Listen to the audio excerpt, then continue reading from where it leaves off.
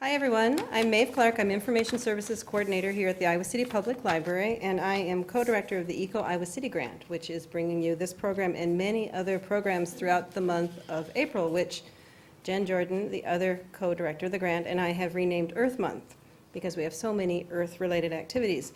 And this month, April 2010, April 22nd, which is Earth Day, is the 40th anniversary of the event. So that is the reason we've called it Earth Month. And we have lots of activities related to the Earth. Let me tell you a little bit about the grant, some of the materials that we have to hand out, and then I will turn it over to our presenter this evening.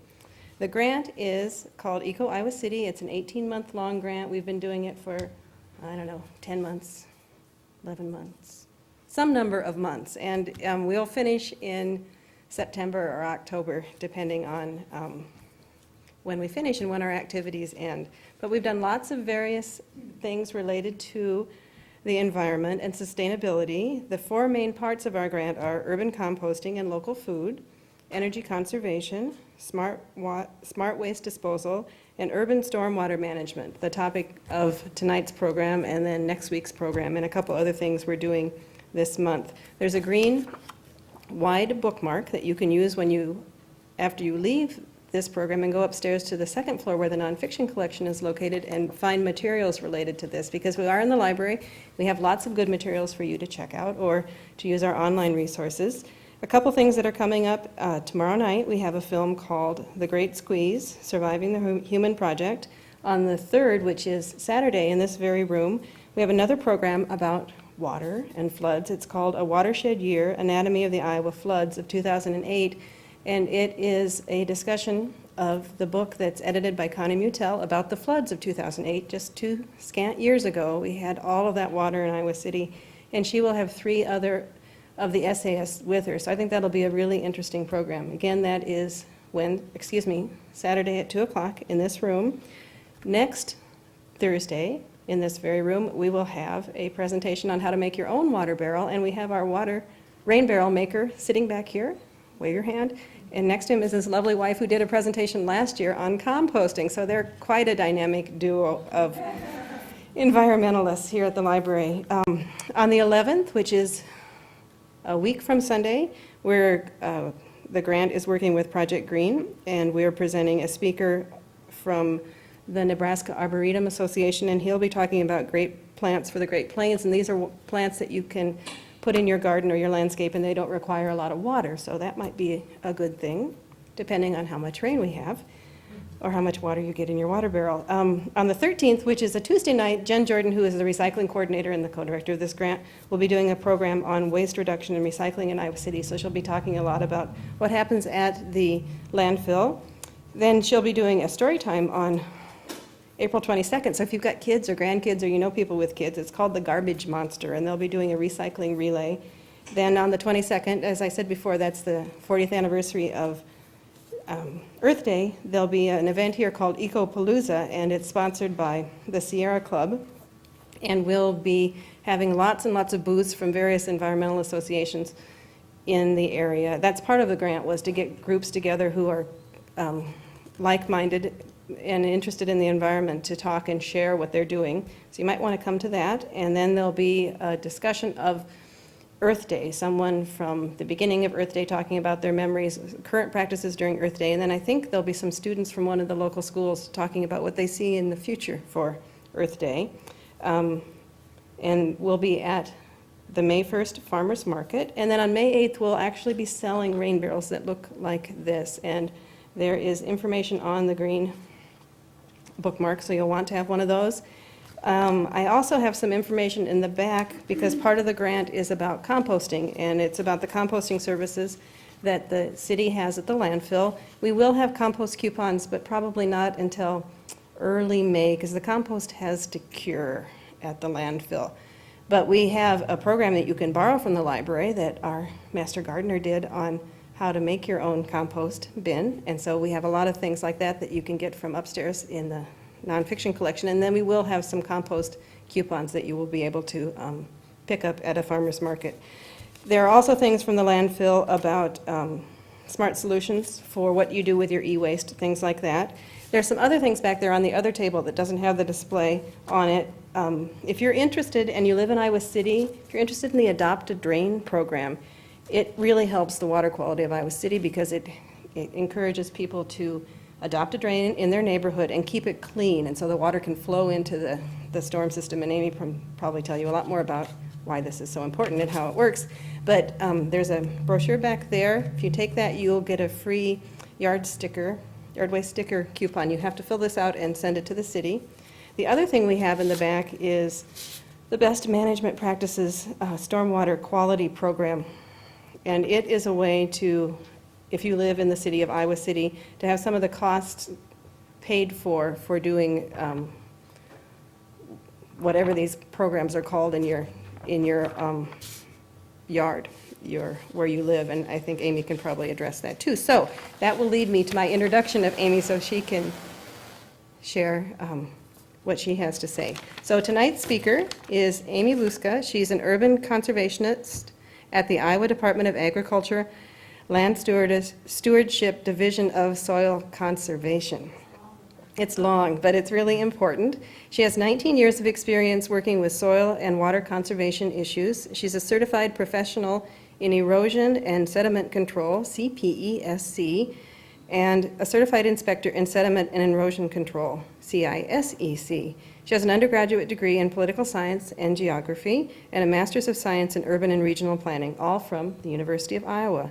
Amy and her husband and 4 children live in Iowa City. They're great library users, and I've worked with her on a project, and she's a wealth of knowledge and can explain things in a simple fashion. So Amy will do her presentation. You can ask questions. I do ask that you let me hand you the microphone so that the people at home will be able to hear your question, and then when we add this to our collection, the people watching it will be able to hear the question. So, Amy.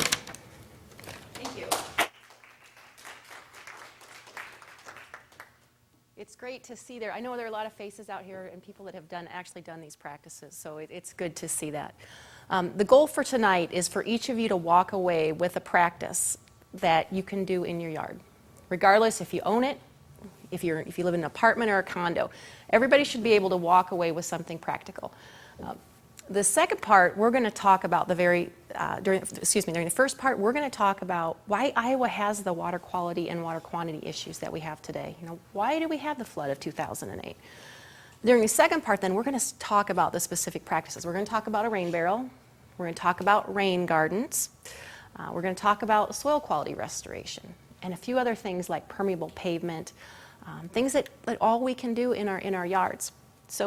But in order to really understand why we have the water that we do in 2008, we need to, maybe I do, there we go, okay, hopefully with this figured out. Okay, we have to go back in time. This is a map from when the land surveyors came across the state of Iowa during the mid-1800s. Not only did they record the legal descriptions and mark out the land, but they also recorded what was on the land. The yellow is prairie. A good portion of our state was prairie. The green are trees. A lot of our trees followed our stream corridors. And all the spots are wetlands. Iowa was a sea of prairie, wetlands, and meandering streams. As we settled, historically, we settled along our streams and along our rivers. And as we started to plow the soil, we found incredibly rich soil that produced some of the best yields in the world. Yields that were further intensified when we added drainage tile, when we dug drainage tile in the ground. So it's no surprise that in 2002, when we look at our land use cover, the red is agriculture. Row crop production. Yellow is grasslands. And you notice that the grasslands are down in southern Iowa. In southern Iowa, we had a lot of our coal mines. The soils aren't as rich there. We have a lot of grasslands there now, a lot of pasture. You start to see the pinks, and those are our metropolitan areas in the state. So we have a much changed landscape. Primarily, if you get out of Iowa City, it's primarily ag still. But more and more, we're getting more urban areas. And so I like to talk a little bit about the prairie and why it was so important for our water in the state of Iowa. I always, especially during basketball season, whenever I do a program with kids on prairie, I always ask them, who are your favorite tall basketball players? And then I'll ask them, well, how tall are these people? 6.5, 7 feet, it's not uncommon. Well, imagine the root system of a prairie that's, if not as deep or as tall as the basketball players, 1.5 times to 2 times the size. So the prairie roots could have been anywhere from 7 to 14, 15 feet deep. Incredibly deep root systems that when it rained, the water those roots help suck the water right down into the ground. It's a lot different if you've ever dug up sod in your yard, if you've ever done any gardening, and you know the root system with your sod grass. It's pretty shallow. Our prairie produced the best soil in the world. If you look at the yields that we get off of our soil here in Iowa and Illinois, it's because of the fact that year after year, our soil's formed under the prairie, 8 to 10% organic matter. I'm just curious, have any of you ever done a soil test in your yard? Okay. If you would do your soil test today, most of what we see is somewhere around 4% organic matter. And we started out at about 8 to 10% before we started doing a lot of tillage. New construction sites, it's not uncommon to have 2%. So when we lose that organic matter percentage in the soil, our soils lose their ability to be able to absorb water. Wetlands. Think of wetlands like a sponge. Iowa had wetlands everywhere. And as a sponge, a sponge is wet at times and then it dries out. It gets wet and then it dries out, and that's how our wetlands were. They weren't always standing full of water, but they were there when we needed them. Our streams have changed a lot too. Our streams used to meander back and forth. And now it's not uncommon that you see straight streams, or ones that are trying to go back into meander, what they used to do. If you talk with people that have been on their farm for a long time, their streams they're deeper now, and they're wider. Places where they used to be able to step across as a child, they can't do that anymore. Our streams, one of the other things too is they used to maintain a better base flow in them. There was a more equal level of water in them all the time. But as we've shed more water, our streams decrease in terms of the amount of water that they have in them, and then they peak after heavy rains. So we don't have that consistency in our streams. And of course, we settled as a state right along our streams. And so we've taken away that ability for that water, when it does come out of the banks, we've taken away the space for it to be able to go. And then, of course, we've added where we live. Impervious surfaces that the water runs off rather than goes back down into the ground. Things like rooftops and driveways and parking lots. And so this makes a huge difference in Iowa's ability to infiltrate and to capture water. Because if we would go back in time, a tremendous amount of our rain, when it rained, it went right back down and very little runoff. But today, we have very little that actually goes back down into the ground.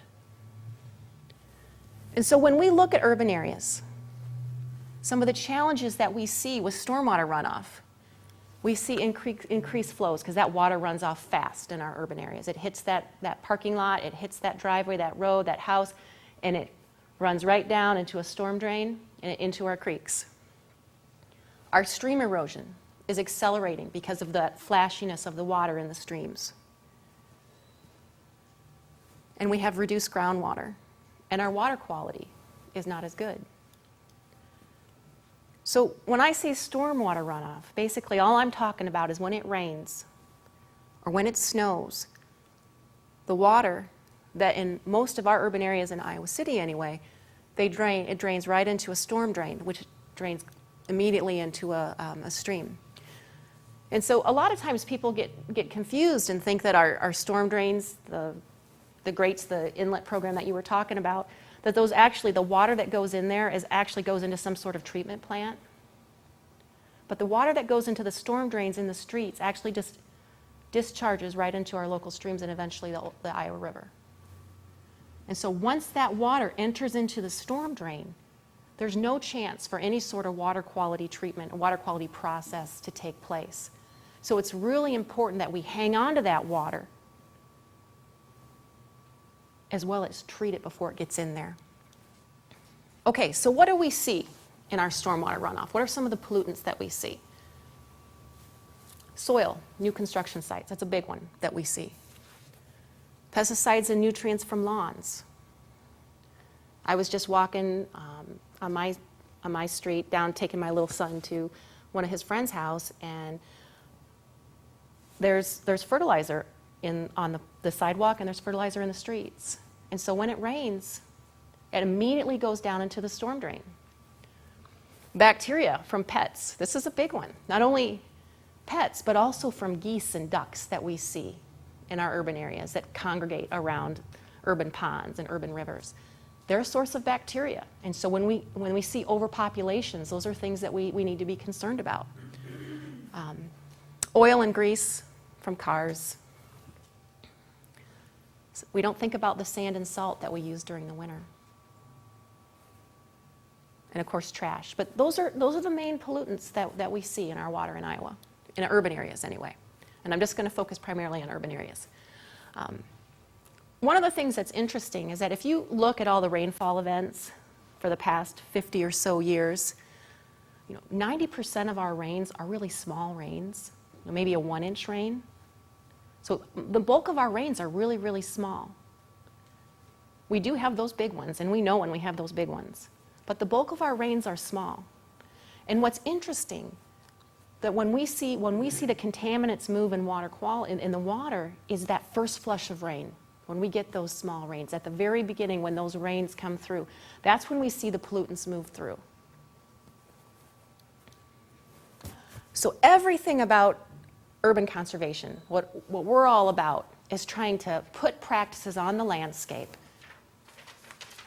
that mimic our natural systems, that mimic the prairie, that mimic our wetlands, that reduce the flows to our natural streams. And these are things like rain barrels, rain gardens, restoring the quality of the soil that's underneath our yard. All those things make a difference. Now, traditionally, in development sites, we look at detention structures and retention structures.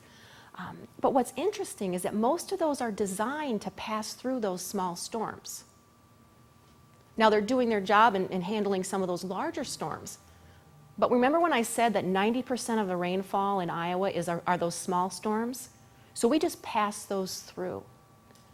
And what we're trying to do with things like rain gardens and bioswales is actually infiltrate those small rains so that we have less water during the larger rains. Okay, so for those of you that have a yard, let's talk a little bit about how much water actually runs off of it. So if you think about that the average rainfall in Iowa is about 28 to 36 inches. In eastern Iowa where we're at, it's about 36 inches per year. Last couple years we've gotten a little bit more, but it's about 36 inches per year. And an acre of land, which an acre of land is about the size of a football field, you've got about 1 million gallons of water. So on a 1/4 acre urban lot, so think about how big your yard is. A 1/4 acre urban lot, you get about 217,000 gallons per year of water. That's a lot of water. If you buy your milk jug in a gallon jug, that's 217,000 milk jugs that goes off of your 1/4 acre lot.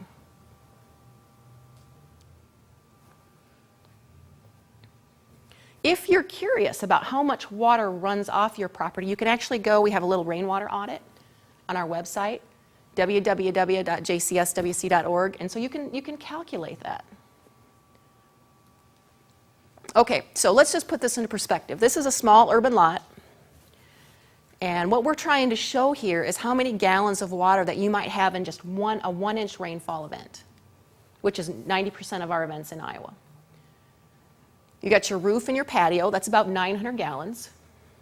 You got your driveway, it's about 500. And then you see that compacted yard? 2,600 gallons of water. Our yards don't work for us like we think they do to infiltrate water, especially in new developed areas where the soils are extremely compacted. And so we're going to talk about all these things that we can do to handle the rooftop water, the driveway, the compacted yard. Okay, so traditionally, this is how my house is. We have it doesn't look like this, but this is how it's engineered. You know, we all have our downspouts. So the water comes off the downspouts, and you can follow the areas. It hits the roof, it goes into the downspouts, and then it runs off into the street. And then with the street, then it collects whatever's in the street, and it goes right into a storm drain. So that's traditionally how we've handled our water.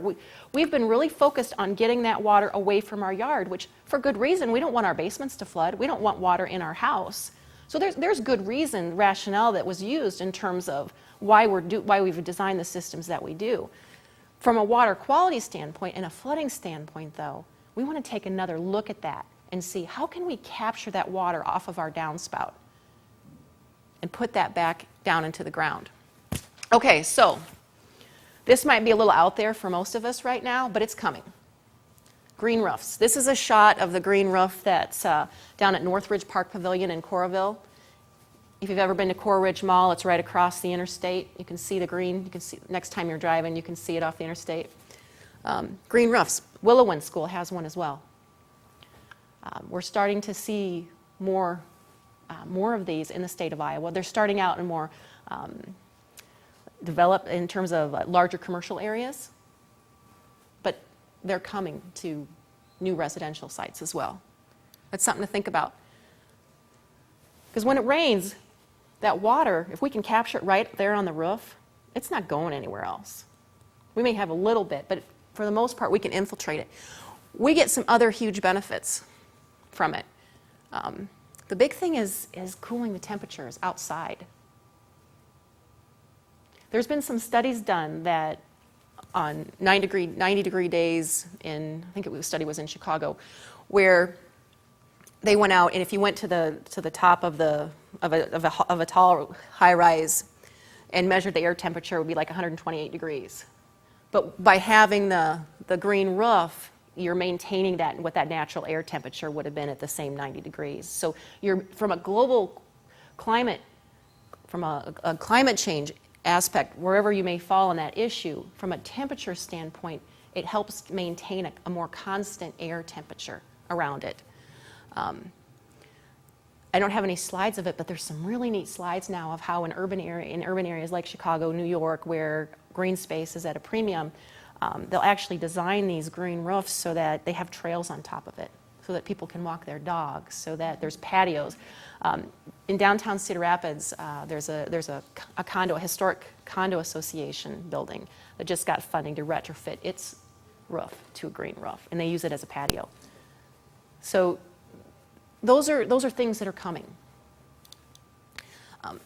While most of us aren't at a point where we can do a green roof, we can do a rain barrel. And I know that there are people in this room that have a lot of work with rain barrels. A couple things to keep in mind. This is one that the city will have available in May, right? In May. Okay, so a couple things to think about. This is about 55 gallons. Now remember when I said that a quarter-acre urban lot gets about 217,000 gallons? You need a lot of rain barrels to take care of that rain. But if you need the water for watering your yard, those are some things that you can think about doing. So let's talk about rain barrels. Okay, so one of the key things is you want to choose a dark color. If you have a clear color, it's going to be more prone for algae growth. You want that less amount for that sunlight to be able to penetrate through. So you want a dark rain barrel. And I believe these are the colors that you're going to have available. 4 colors. Yeah, I think these are the ones. Well, one might be green. One might's green. Okay, all right. So imagine a green one up there. That might all be this, we don't know. Okay. Whatever. Okay. So as long as you have a dark color, you pick. You decide what's going to work best on your landscape. You'll notice that It's up on a pedestal or a stool or a concrete block, whatever you have, because it has this little faucet down here. Oh, actually, yeah, it's got this, yeah, thank you. So that you can turn it on and off. You want to be able to fit a watering can or a bucket under here. So if you have it raised, it'll make it a little bit easier for you. Just some little things. This is going to fill up quick. It's going to fill up really quick. So you want to think about what you're going to do with that water when your rain barrel's full. You know, how you're going to divert it. This is a little system. There's different ways you can look at this. If you make one yourself, you can just cut a little overflow hole right up through here, and you can connect a hose to it. You can, this is a little diverter. This is the one that's shown up here, where you can, this actually, you cut into the downspout, and it sits in here. And then you have a little hose that connects. Where's my little hose? Oh, yep, thank you. And so if I'm the downspout, then it slowly goes in here. And then when it's full, then it goes right back down to your downspout. So you want to think about the fact these are going to fill up quick. And that's going to be one of the biggest surprises I think we're going to see with the rain barrels, is how fast they fill up.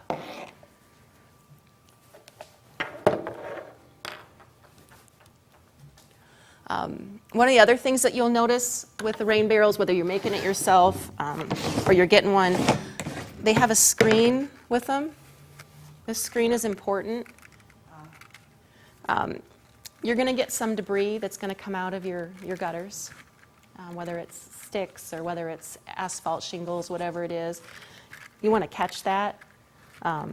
It also helps to prevent mosquitoes from breeding. So there are different things that this screen helps to help deal with.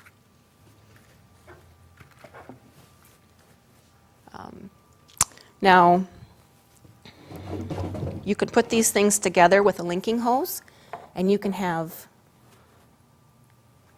rain barrel connected to a rain barrel, connected to a rain barrel, connected to a rain barrel. So there's ways to have all those fill up simultaneously and to be able to use the water. The biggest thing, though, is think about what you're going to do with that water, how you're going to drain it, and put it in a spot where it's practical for you to be able to use.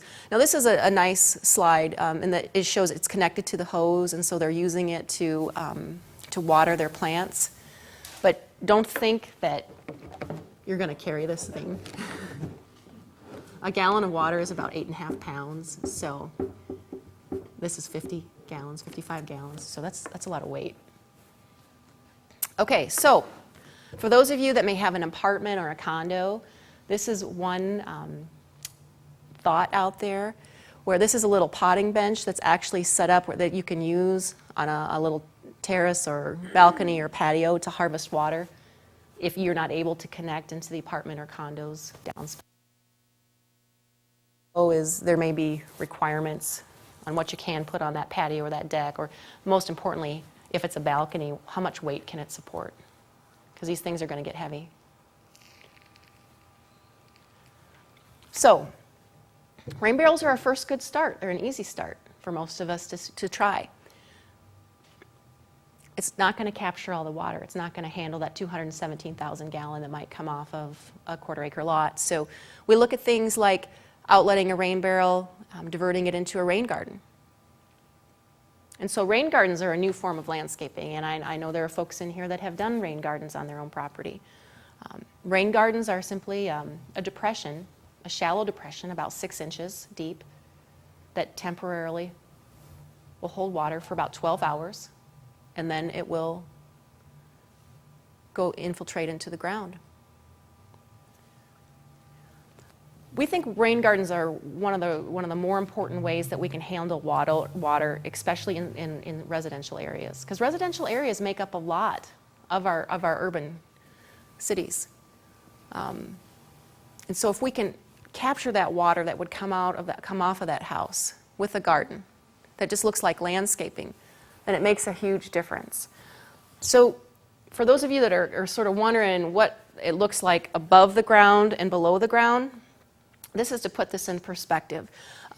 Usually we have a 6-inch depression for the rain garden, and then we just landscape it with plants. We try to put natives in there if we can, but certainly there are rain gardens that are out there that non-natives that are working just fine. The big thing about the rain gardens working is that they have soils underneath them where that water is going to move through the system. And so in most sites, we are amending the soil with compost. This is compost from the Iowa City landfill. It's great stuff. We're using it in all the rain gardens. We're using it on the soil too. We're using sand and a little bit of topsoil to amend another at least another 6 inches underneath that rain garden. So there's some work above the ground as well as below the ground when you're thinking about putting in a rain garden. This is a rain garden right after it rained, and we expect, it was just newly planted, we expect it to fill up with water.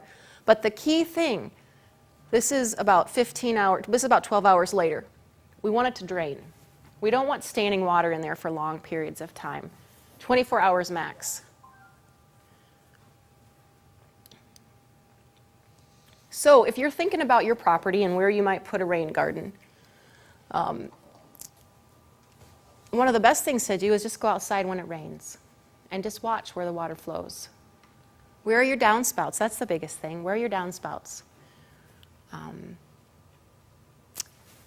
Where not to put a rain garden? Upslope of your house. Because remember, what we're going to do with that water is we want it to go back down into the ground. And if your rain garden is higher than your basement or your foundation, we're going to bring water right back to it. So we got to be careful about that.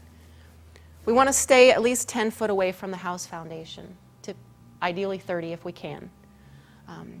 We want to be careful about putting it under where there's a lot of trees, where there's heavy tree canopy.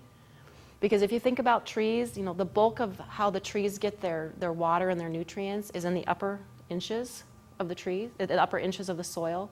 And so if we go in there and we dig in a rain garden, then we're going to impact those tree roots. And we're going to impact the tree's ability to absorb the water and nutrients. So we want to be careful about staying away from trees. We don't want to put them on unstable slopes or in areas where the water table is really high. Because if that water table is high, the water in there is not going to drain. We don't want to put them on active construction sites. If you're building a new home and you want to put in a rain garden, great. Wait until after the soils around it are established, because you don't want soil coming into your rain garden. The other big thing that I want to finish with in terms of where not to locate a rain garden is if you have an area in your yard that's always wet or wet enough where it's killing the grass, that's not a good spot for a rain garden because it's not going to drain very well. So just a couple of things here to show you where you might put a rain garden on this site. This is actually a joint project that's handling the water from this house over here. You see that downspout where the arrow is there and over there? And so they're going to handle the water through there. Another site. It's going to be right over here. It's going to take that water from that side of the roof. So when we start sizing or designing these rain gardens, one of the things that we need to know is, well, what's the length and the width of the roof that's running off into the rain garden? Because then once we have an idea of the square footage, then we can size our rain garden accordingly. And in this one, we had about 660 square feet, and we had decent soils, and we're going to talk about soils in just a second, but we had really good sandy loam soils, which is what we want when we do a rain garden. And so we have about a 66 square foot rain garden with 660 square feet of runoff. Well, as you start looking more at a rain garden on your property, there's a Iowa Rain Garden Design Manual that's online. You can just Google it, and it's a really great resource for a layperson. Once you know the length and the width of a square feet of your house, then you can design your rain garden. I'm just curious, how many people here have been on the Johnson County's website, GIS website online? You can actually type in your address, and it'll take you right to your property, and there's a little measuring tool on there. So you can actually measure your roof on the computer. So that's what we do with our designs. It's a real easy way to do it. Soils are incredibly important in the working of the rain gardens, and I'm going to pass this around. We want a soil that's going to drain, and we look at the soils very carefully. I'm just going to pass this around. That's sandy loam soil. We either look for that kind of soil, or we try to amend the soil until we get that. If we have a sandier soil, then we figure we're going to get about 1 inch of water to infiltrate per hour. And if we have more of a silt clay soil, we're more at a 1/2 inch per hour. So when we have sandier soils, we can actually make our rain gardens smaller because the soils are going to work better. And when we have soils that are more clay-based, we have to make our rain gardens larger to be able to handle the runoff. Okay, so there are different ways to look at the soil. We always try to pull in a soil scientist if we can. But if you don't happen to have a soil scientist, you can look at doing a perk test, where basically you auger in a hole, you dig a hole, and you fill it with water, and you watch to see how fast that water moves through. Perk tests can be relative, though. If you do a perk test in the middle of the summer and it hasn't rained at all, that water is going to drain faster than it might in the spring. And so those are just things, it's relative when you do your perk test. That you've got to look at how much rainfall you've gotten and what the climate's been. But you can actually do a bit of soils investigation yourself. You can feel that soil in your hands, and when you feel that sand, it just moves through it. Or if you do what we call a ribbon, basically you can get this long strand of soil that's going to stay together. If you've ever peeled an apple and made your apple sections, if your apple peel's really, really long, if you can do that with a soil, don't put a rain garden in. Because you want more of a sandy-based soil. And if your soil is sticking together, it's going to be harder to drain. We'd love to have that when we build ponds. That's exactly what we want, but not when we're building rain gardens. Okay, so sizing your rain garden, once you know your square footage and once you know your soils, it's very easy math. Very easy math. Most of our rain gardens are about 6 inches deep. If you don't have a sandy loam soil, you multiply by 20%, your square footage of your rooftop by 20%. It's real simple math. If you have a sandier soil and your rain garden's 6 inches deep, you multiply by 10%. That's how big your rain garden's going to be. Now, when you start looking at the shape, if you have, you need 100 square feet for your rain garden, it doesn't matter if it's a 10 by 10 or a 25 by 4 or whatever. You just need to be able to say, okay, I have enough square footage to meet the needs of my roof. Make that shape fit your yard. Now, there are things we can do. I always get this question is, well, what happens if my soils don't drain? Can I still put in a rain garden? You can put in things like tile to make them drain. You can also look at what we call a French drain system. If you eventually have soils where that water's going to move through, let's say you don't have a sandy soil right up at the top, but you have one deeper, you can dig a hole and fill that and fill that with washed rock. And then if you spread these holes throughout your rain garden, those will serve as little drains. So that's an alternative way to help your rain garden drain. A couple things, if you're thinking about putting a rain garden in your yard, just use some rope or some hose or flags and lay it out on your yard, just like you would do for any garden.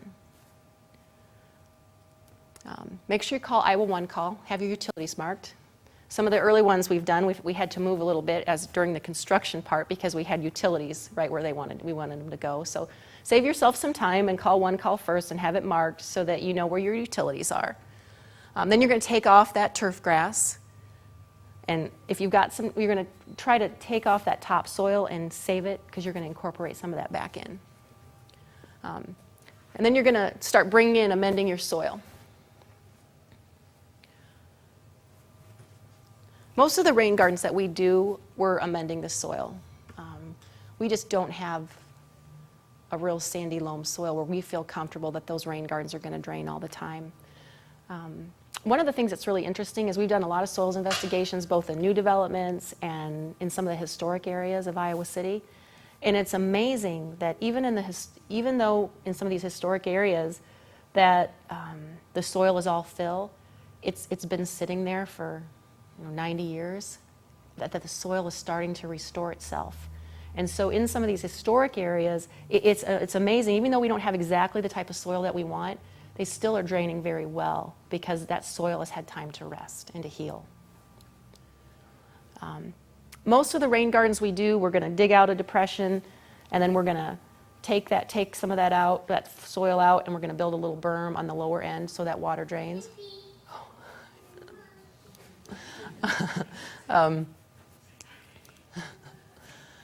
One of the big things is that we want to make sure our rain garden is level, both in the rain garden itself and along the berms.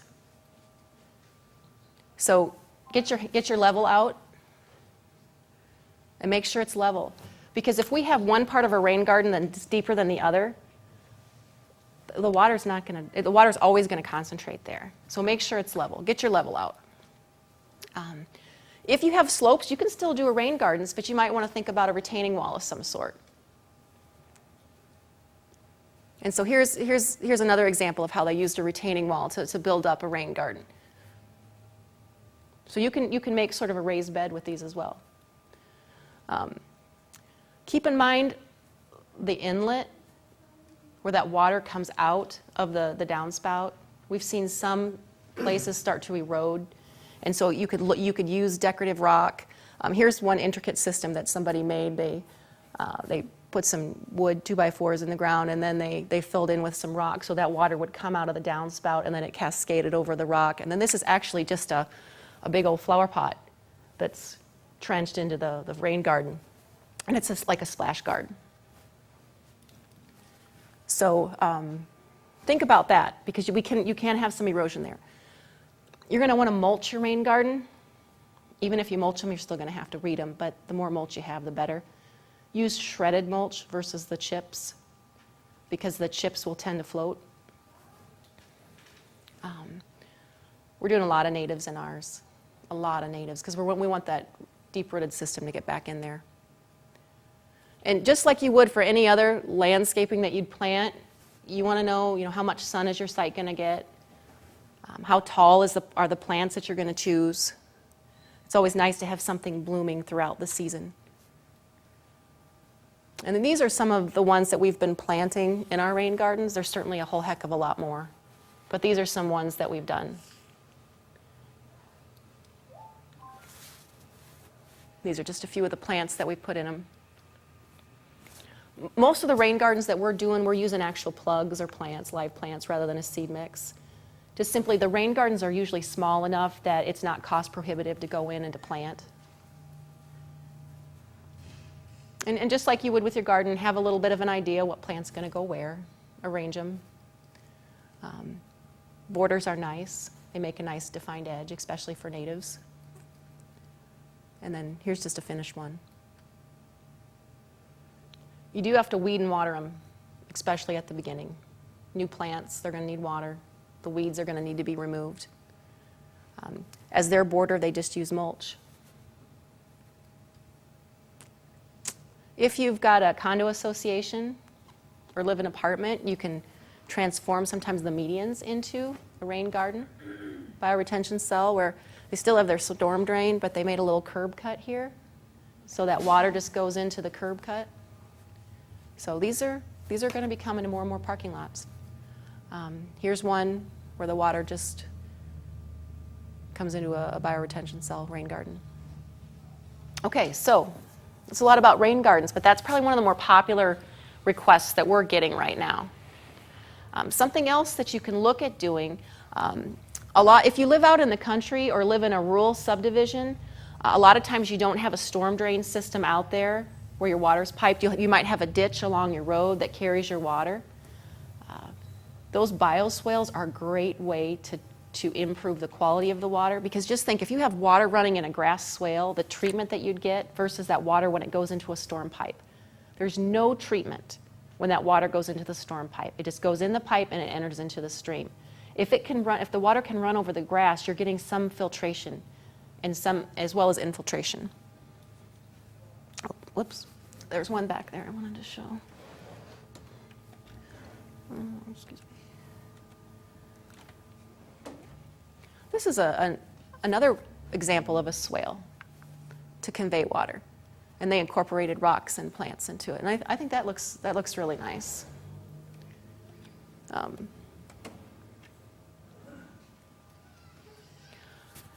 We'll have some folks that really want to do a rain garden, but their soils just don't support it. So we'll just encourage them to plant natives, because if you can get some of the native plants out there, you're going to start getting those deep-rooted systems there. Okay, so this is a big one, our yards. We're going to talk a little bit about our yards, especially the soils. Knowing what your organic matter levels are in your soil, knowing what your nutrient needs are, you can get all that information from a soil test. And so I would really encourage you to, you can go over to Iowa State Extension, which is at the fairgrounds. You can get a little brown bag like this. You can get a couple of them.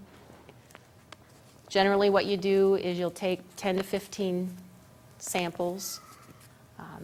You'll mix it in a sack, and you'll put in just a little bit into this bag, and you can send it off to Iowa State and get it analyzed. What you want to do with your soil sampling is pick a representative area, similar moisture level, similar slope.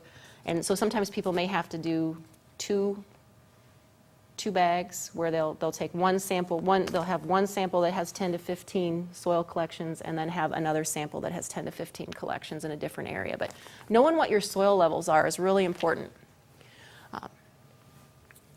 In construction, what do? We run over the ground with heavy equipment. Our soils get compacted. It's not uncommon to plant grass or sod over slopes like this that are eroding. So when we water, it's tough for that water to even go down into the ground. On a new construction site, we would really encourage people to come in and do deep tillage, and then come over the top and blow compost over it. Compost that you can get from the landfill. This is good stuff, and I'm going to send this around. I'm sure a lot of you have seen this before, but oops. This is great stuff. You can use it in your rain gardens as well as on your lawn. And that's our yard waste. It's incredible organic matter in that. If you have a yard that's been there, that's existing grass, by coming in and aerating, and then coming over the top with compost, you start to get those same results, because that soil moves through the holes when you aerate. And so this is something that, no matter how wet your yard is, or no matter what your soils are, most everybody can do this practice. And so even if you can't put in a rain garden, if you can't get a rain barrel, look at aerating your soil and adding some compost to it. From usually about 1/4 inch to 3/4 inch, so it's not very deep.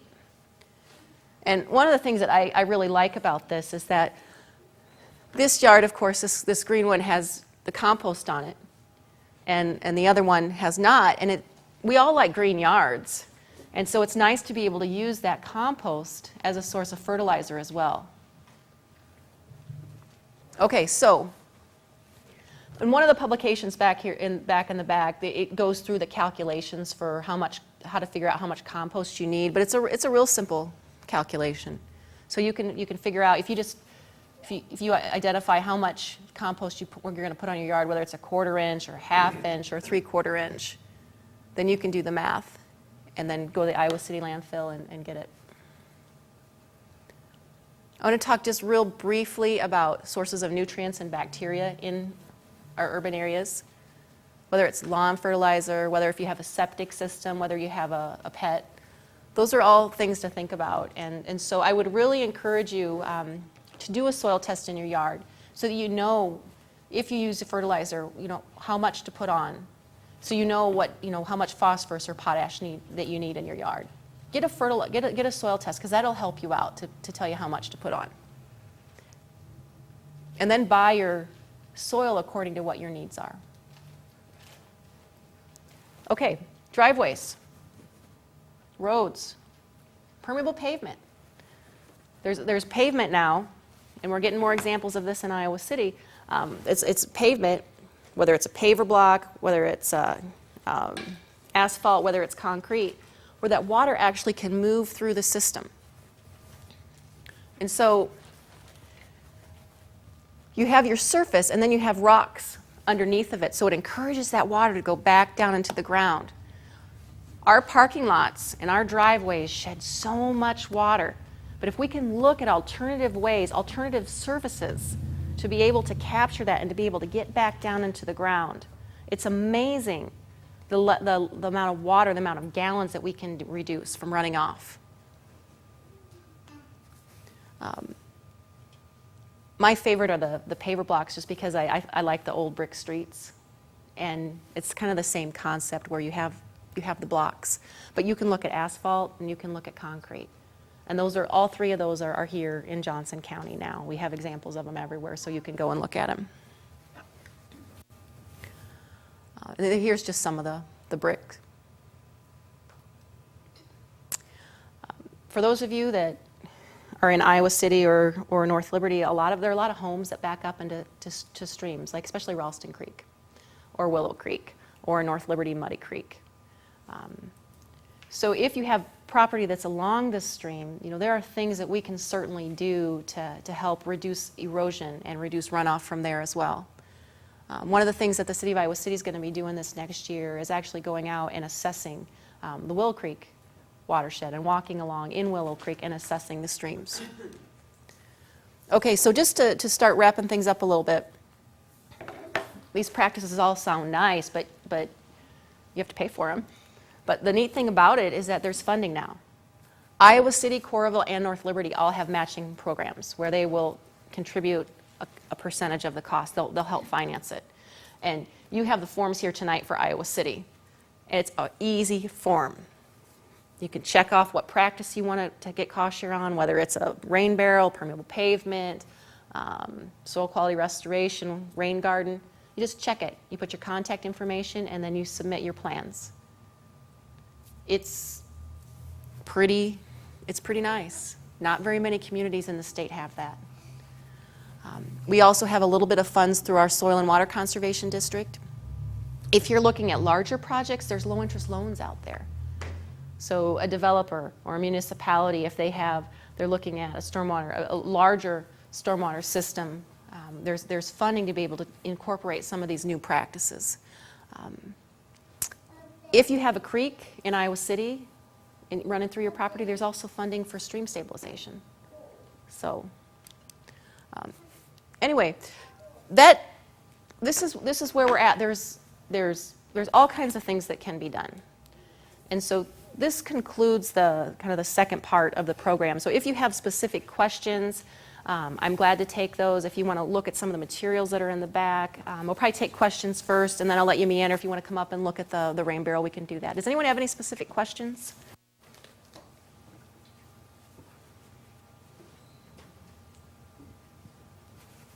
Jen? I was just wondering, now, you mentioned having multiple rain barrels and how they could be connected together. I guess my question is not exactly about that. It's more about the location. Like it said to put the rain barrel where you're going to use it. Or to think about where you're going to use that water. So like if your garden is, say, 20 feet from your house, would it be best to still, you put the rain barrel like under the downspout and then you run a hose out? Yeah. You wouldn't run a hose to the rain barrel from your downspout, right? Like I probably would just have this stick right by the downspout, but I would put I would think about, like if I have 4 downspouts, and I know where I'm going to need my water, I would choose the downspout where it's most likely that it's going to reach or extend to the area that I want. Yeah. Did that answer it? Okay. Okay. We posted the information about the program tonight and the fact that on May 8th we'll be selling rain barrels, and someone said just what you opened up with, that it only holds 55 gallons of water, and then she mentioned that what would be more logical are cisterns, and can you have cisterns in cities? Are those a viable option? Good question. We used to have them all the time. I know my brother blew it up in our backyard once because it had been there forever and it was capped over, but there was a hole in it so you could see down. But those are not, they're not part of common practice anymore. No, they're not anymore. They're not anymore. In fact, if you talk to people that do the restoration of houses, a lot of what they've done is fill those cisterns in. But I've done some checking on that because we've had more and more questions. And it is legal to have a cistern in Iowa, as long as it doesn't impact the groundwater and as long as it doesn't impact a drinking water source. So those are some of the things you have to think about. That I've also checked with Iowa City. In particular, he said if folks in Iowa City are interested in putting in a cistern, to check with the building inspection department, because they want you to pay attention to lot lines. You know, there's a certain distance you want to be careful you're staying away from a lot line. They want to know that one of the biggest things with the cisterns on all the people that I talk to is safety. They don't want a child, they don't want an animal, they don't want anybody falling in a cistern. And so having a good, sturdy, strong lid is important. And then one of the other things that I've heard about in the research is that you want to be careful in terms of, you're going to have to pump that water out. How are you going to pump that water? Make sure that pump isn't going to impact any sort of drinking water source. So yes, you can do the cisterns, but I would check with your municipality and get the specific guidelines, and that's probably going to be different wherever you're at in terms of where you live. So, but I think we're going to see more and more of that. Kirkwood Community College in Cedar Rapids actually has a cistern that they collect the roof water in their new Hort building, and they use it to water. They use it in their greenhouse. So it's not the ground. What's that? It's not the ground. No, it's on. To be in the animals. Yeah. It's a very large tank. Big tank. So they're coming. I've heard another one I've also heard of another system of bladders. They're big, giant pillows that'll hold like 250 gallons that you can put underneath your deck. The thing is that I think you a lot of times have to have a little electric motor pump or something to get The water out. the water back out. Yeah. Yeah, I think there's going to be more things like that evolving as we realize that the rain barrels are, yeah, tiny.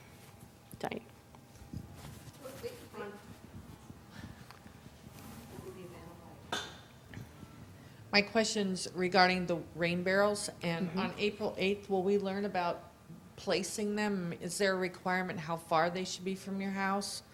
Oh, good question. And you'll probably talk more about that when you do your rain barrel, but we're putting them right by the downspouts is what we're doing. But go ahead. I don't know if you want to add anything more to that.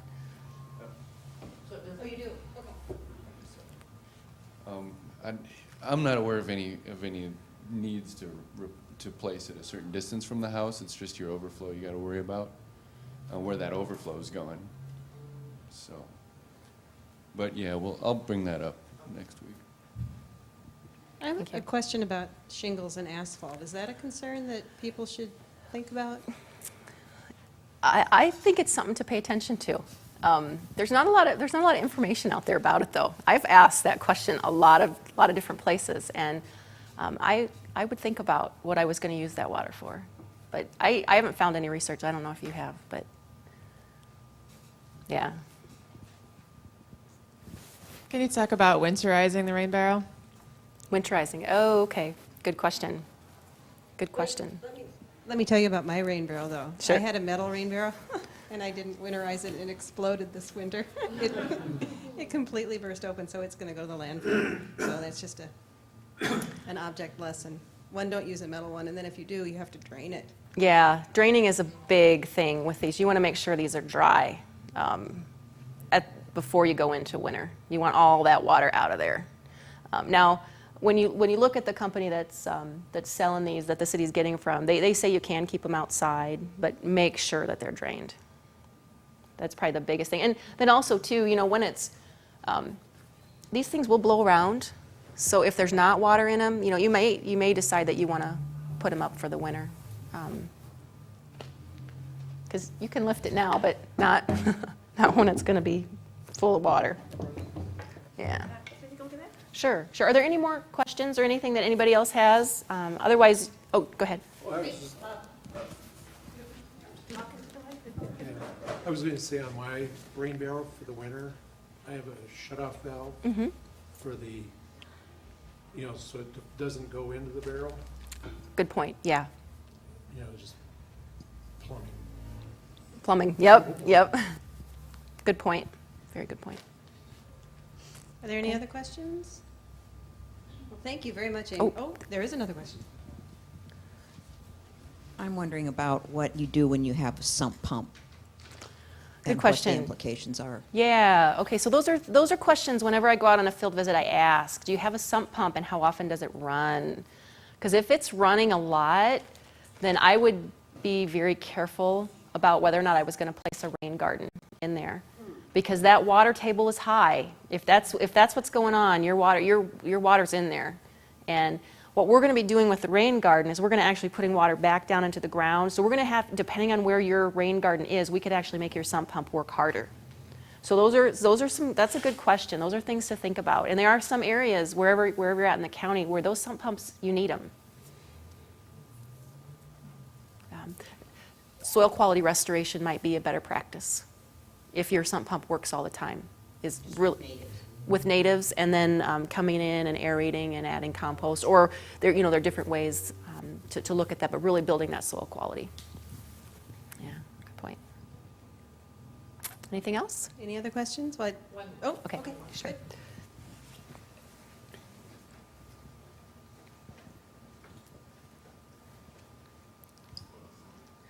Okay, they're not all that attractive, and if your garden is all exposed, you don't have places to like camouflage them, can you let like sweet peas or something climb up along it? Is that going to affect the water's, the warmth of it or anything like that? for the Good quality? question. Good question. You'll see some of the rain barrel companies. They'll market it so they actually have some little plant hangers that are like pots, potted plants that hang around it. You can also look at some different vegetables, or look at something more of a native. A lot of there's not a lot of vines that are native, and so I would just be cautious that you're not introducing anything invasive. But yeah, certainly you can look at camouflaging it very nicely. The company that makes that actually makes a netting, Yeah. drape over it,